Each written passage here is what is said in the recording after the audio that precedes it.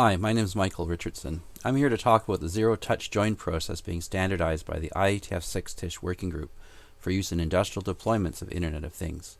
This work leverages the work of a number of other working groups, including Anima, NetConf, and the Role working group. Let's start with an agenda for this talk. I will talk about who am I, what is the problem, what does the solution look like, what assumptions have been made, and finally, there will be a demonstration.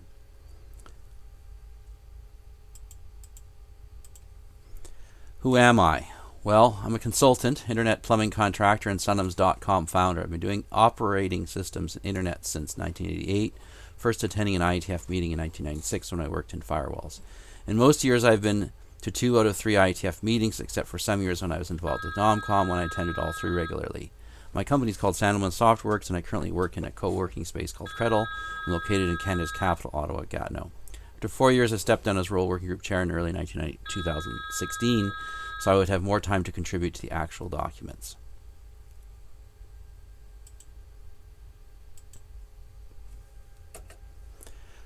What is the problem? Constrained nodes, such as are used as sensors and actuators in metering industrial applications, are small, do not have any kind of user interface, and are intended to be installed by technicians who are experts in their line of work, not ours. The goal of the Hammertime Project is to demonstrate how a box of new devices could be drop-shipped to a new location and installed without doing anything magical to the new nodes. While the manufacturer clearly needs to do something in advance and needs to provide a number of ongoing services to support the installation, the idea is that the on-site technician would never need to do anything. I said need, but actually we want it such that the technician cannot do anything. The project codename Hammertime was taken to reflect this, after the 1980s hit song from MC Hammer, "You Can't Touch This." What does the solution look like? The situation involves a manufacturer embedding an 802.1AR certificate into the device at manufacturing time. This is currently done by quite a number of manufacturers for larger value items, but is also being done for VoIP phones, including, I'm told, many Cisco devices. The same mechanism is in common with Anima and NetConf and requires no 6-TISH specific changes. Along with the embedded certificate signed by the manufacturer, which is shipped directly to the customer also receives, probably via supply chain, a certificate of ownership, or ownership voucher. For some devices, this voucher may be a bearer token and could even be printed on a QR code placed inside the packaging, but not for all.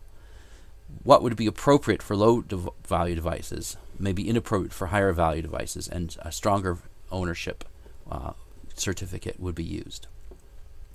After Bootstrap, however, the device was provided with a new identity, otherwise known as the LDEV ID, or the domain-specific certificate, via protocol to be described here.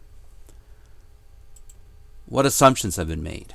Well, first of all, it would be nice to be able to use the latest curves, such as the 25519 and 488 EC keys the IETF has standardized, but they are not yet available in SSL in such a way that we can use them for certificates. So the more common, more mundane, somewhat suspicious 256K1 keys are used.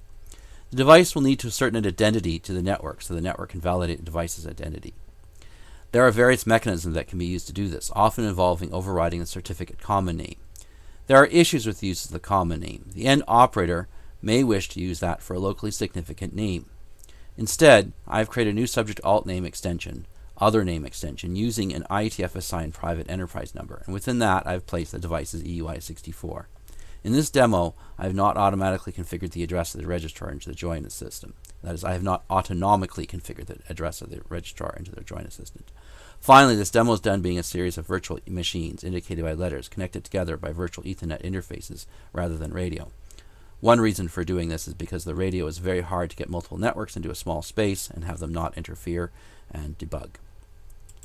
What does the network diagram look like? In general, I use a pretty complicated diagram for Ripple testing, and I have an implementation of Ripple called Armstrong. You can see the more complicated diagram in the upper right corner.